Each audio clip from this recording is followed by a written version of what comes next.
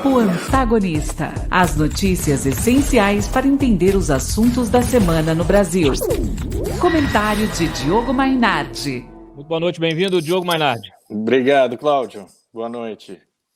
Bom, Diogo, a gente não tem outro tema na pauta, né? Ucrânia, e você escreveu um artigo mais cedo falando que o Putin já perdeu. Eu acho que é uma visão importante. Se você puder explicar um pouquinho aí essa situação, né? Pode ganhar, mesmo que ganhe a batalha militar, mas já perdeu a batalha política, a batalha diplomática, né? A batalha da história. Sem dúvida, e de maneira muito inesperada para ele, né?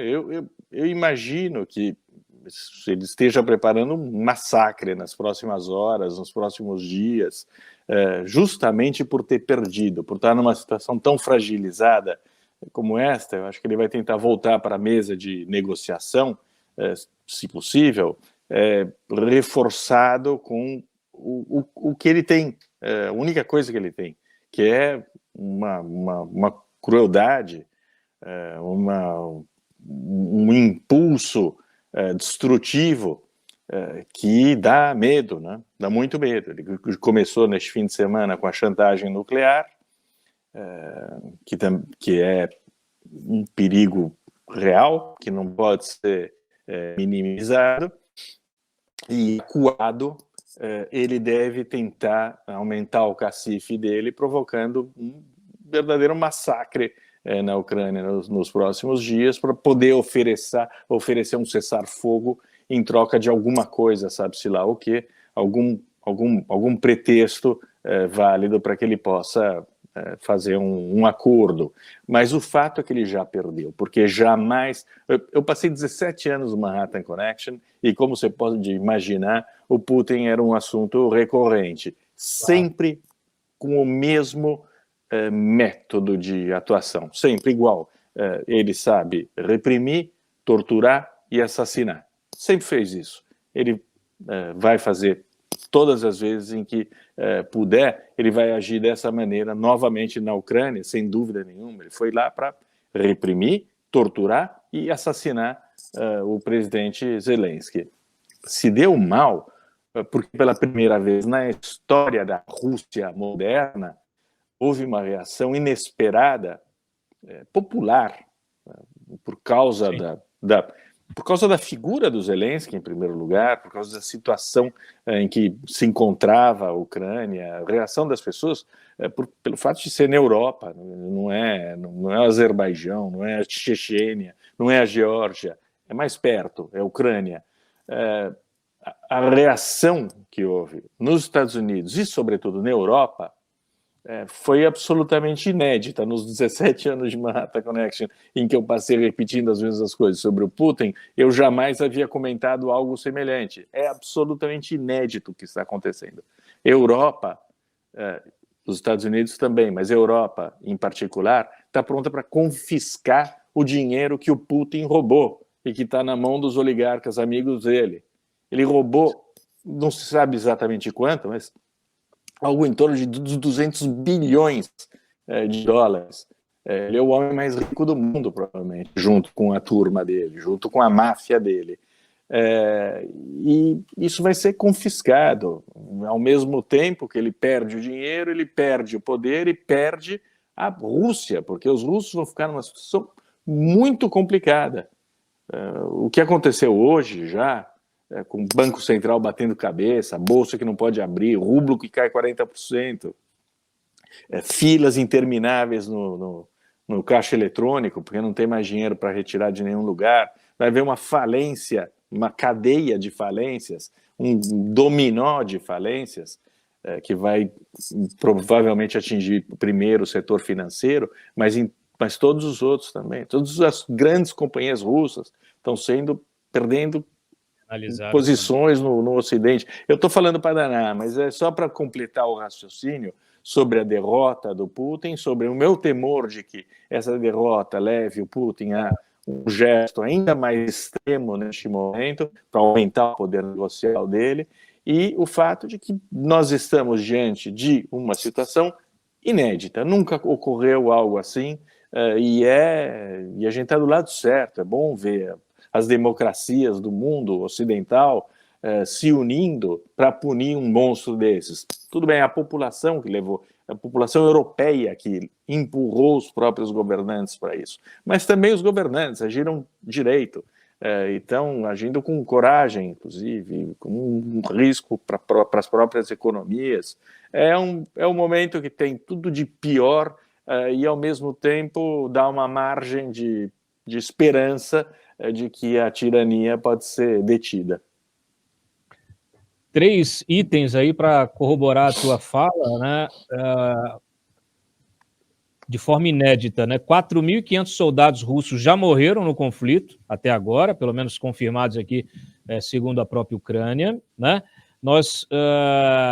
Aí o temor de que essa reação venha ainda mais forte, né? A reação russa, imagens de satélite que foram captadas hoje mostram aí um comboio russo indo em direção à Ucrânia, um comboio com quase 30 quilômetros, né? Um comboio de 17 milhas, um comboio que se estende, um comboio militar que se estende por quase 30 quilômetros, né? E que já estaria a quase 30 e poucos quilômetros da fronteira, né? Então, assim, ao norte ali do aeroporto.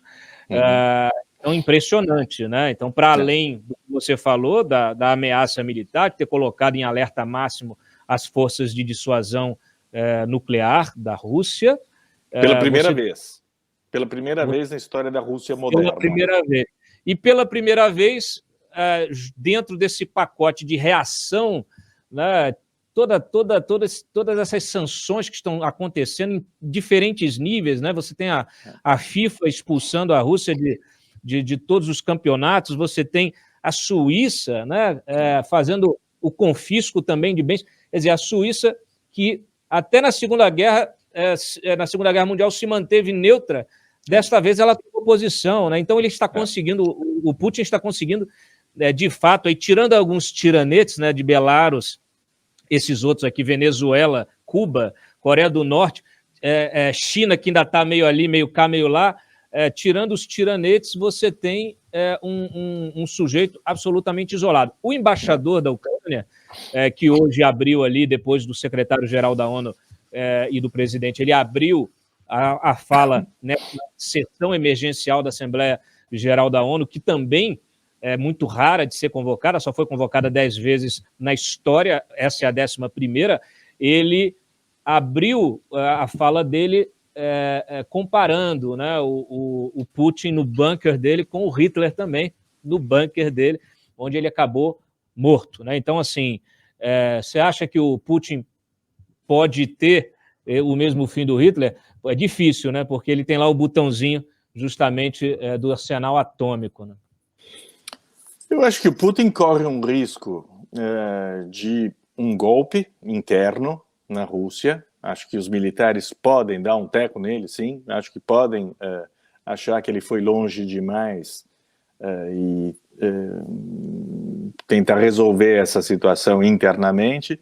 A gente conhece a história soviética, de vez em quando morria um dos tiranos, acabava morrendo, sabe-se lá como, fazem um justiçamento interno e resolvem o negócio. Eles têm um histórico eles têm uma certa experiência. O Vaticano e o Partido Comunista Soviético têm esse mesmo método de resolução de problemas. Quando o problema extrapola, se torna irresolvível, isso pode ocorrer.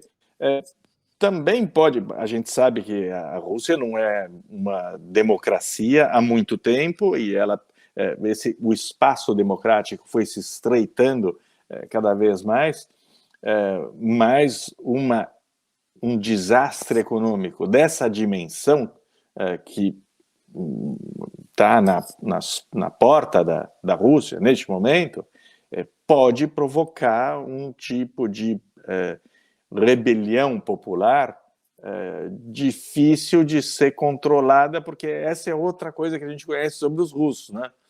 Eles aguentam as tiranias por muito tempo, mas depois eles liquidam essas tiranias da pior maneira possível, da maneira mais sangrenta e dramática possível, e dão uma guinada e vão para o outro lado. É um povo que tem essa capacidade de recomeçar do zero. Então o Putin corre alguns riscos. Ele está correndo o risco de perder todo o dinheiro dele, tudo que ele roubou muita coisa. Ele e os amigos dele roubaram muita coisa. Um site que mostra a movimentação de iates diz que tem um corre-corre, tem uma fuga desesperada de iates, porque os caras não sabem para onde levar esse troço. Os iates 150, 160, 170 metros, eles não sabem onde enfiar. Vão para onde? Para o Mar Negro? Não é que as praias da Crimeia não são exatamente como as do sul da França, né? Mas é uma correria, o dinheiro está bloqueado. Boris Johnson é um dos líderes mais rápidos ao reagir contra o Putin, e a gente sabe os interesses dos oligarcas russos no mercado imobiliário do Reino Unido, por exemplo. Se houver um confisco dessa dinheirama, dos ativos e das propriedades desses caras na Europa Ocidental, porque o dinheiro está lá, né? Para onde que eles iam mandar esse dinheiro? Não é uma questão só de conforto, quer dizer, melhor viver no sul da França ou em Londres que viver no Turcomenistão. Não é só isso. É que lá eles estão protegidos pelo império da lei, né? Porque lá funciona. Então, funciona até este momento aqui. Este momento em que vira tudo, em que pode haver até um confisco desses bens roubados dos russos, que deviam ter enriquecido a população russa, foi desviado, mandado para o Ocidente por um punhado de ladrões, mafiosos, em conluio com um presidente, chefe mafioso, que é o Vladimir Putin. Então, é um momento realmente muito perigoso e, ao mesmo tempo, muito entusiasmante, porque o que aconteceu, essa reviravolta, no Brasil a gente passa tanto tempo falando sobre os danos, os malefícios provocados pela desinformação, pela falta de imprensa profissional, sobre as redes sociais, o poder deletério das redes sociais. A gente vê o lado bom também nesse troço, né? O Zelensky, com o telefone celular dele, fez algo inimaginável, que não é nem o que se falava com o Facebook das revoluções árabes, as revoltas árabes, da primavera árabe. É muito mais do que isso. Ele conseguiu mobilizar o mundo inteiro com o telefone celular, ligando 18 vezes por dia para Macron, para Boris Johnson, para Blinken, para Draghi. O cara fica o dia inteiro no telefone, ou filmando a si mesmo, ou conversando com líderes e cobrando deles uma reação. É inacreditável o que esse rapaz conseguiu sozinho. Foi baixo para danar, foi inteligente e hábil para danar, e conseguiu fazer algo que ninguém podia imaginar, sobretudo Putin não podia imaginar. O cálculo do Putin foi errado. Ele pode continuar usando os métodos dele, ele vai continuar.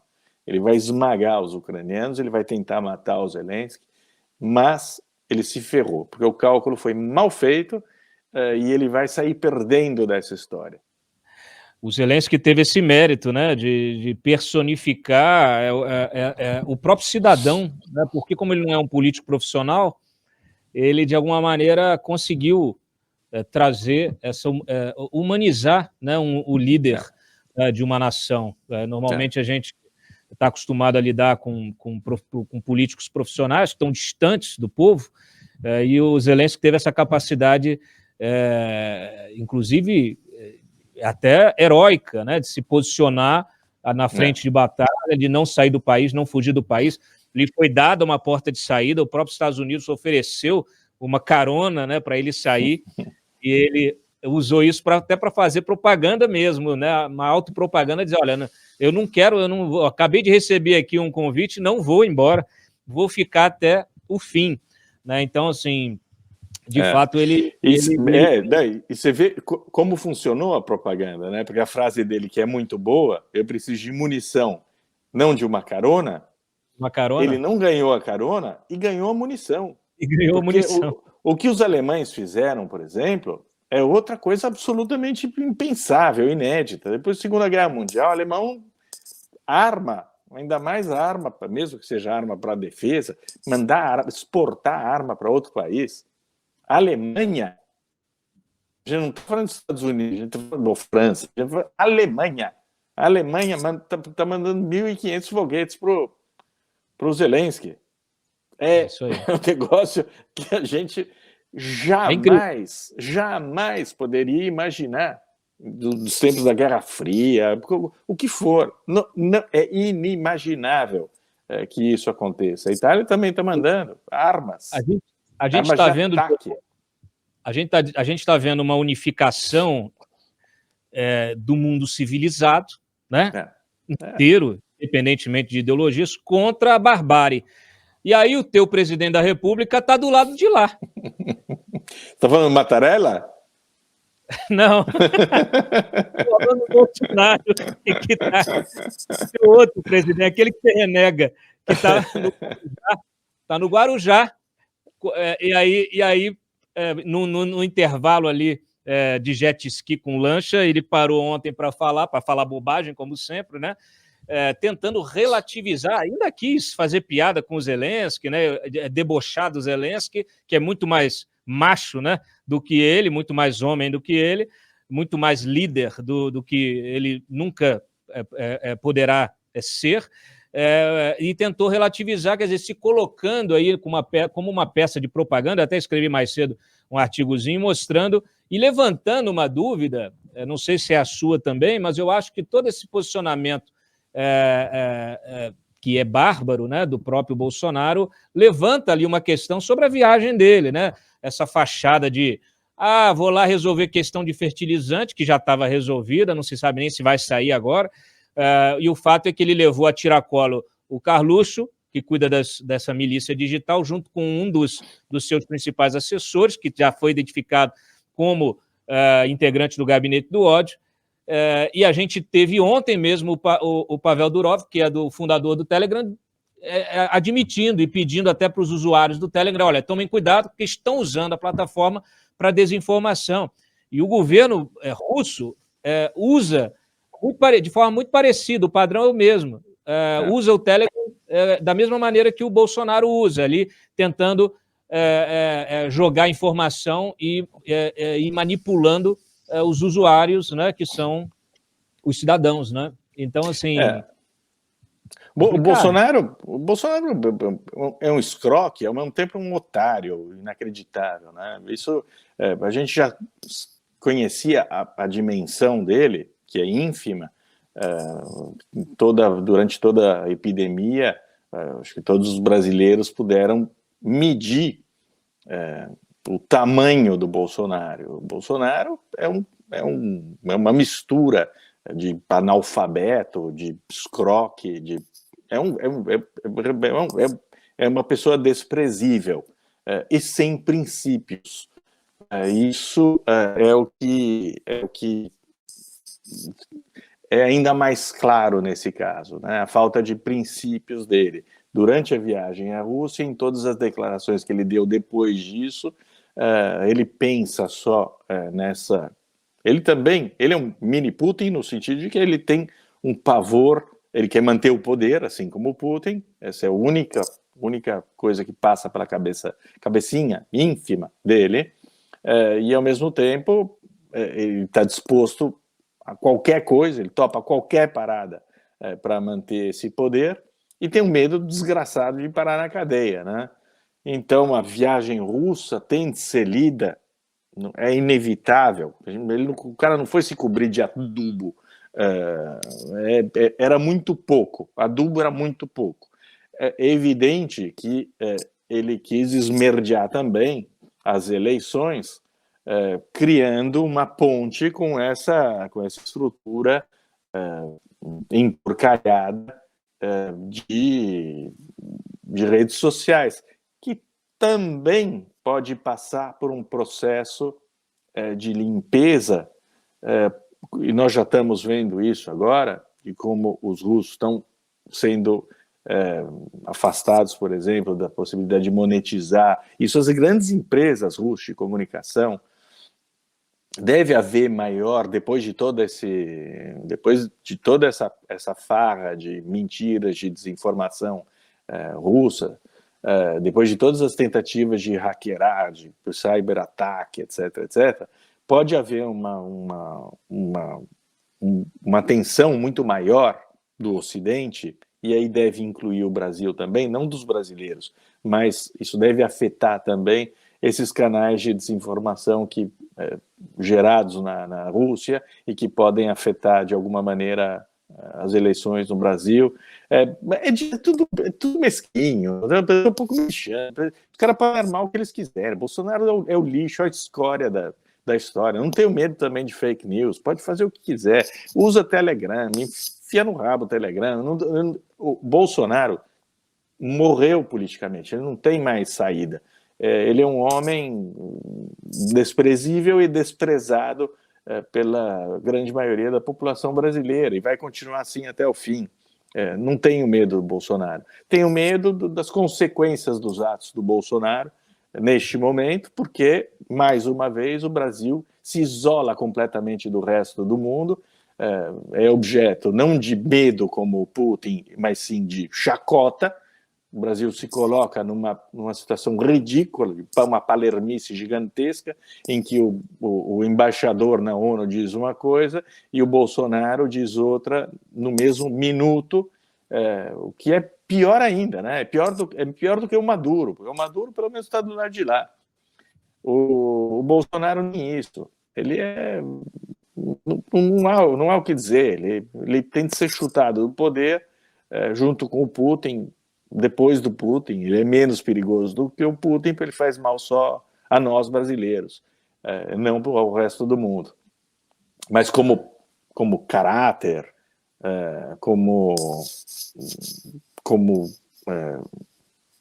sei lá, o que você pode falar do Bolsonaro?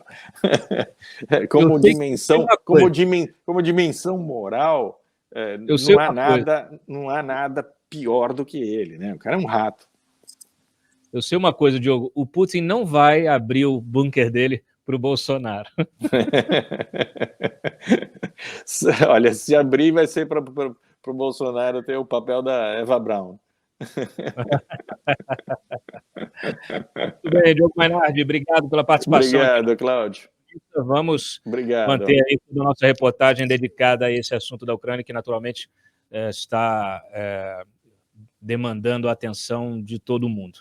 E só para...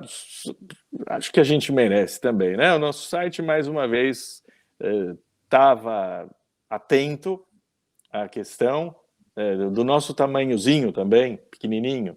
Estava atento às questões latentes da Ucrânia, da Rússia.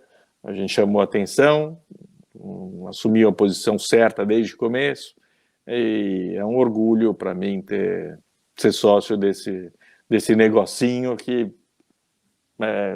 está sempre do lado certo, Pombas. A gente está sempre do lado certo, está mais uma vez do lado certo, desde o começo, em defesa das democracias ocidentais, de determinados valores que estão acima de todas as outras coisas, tirando toda a empulhação, todas as outras considerações menores sobre questões geopolíticas, etc. Nada, muito simplesmente nós estamos do único lado possível em toda essa questão.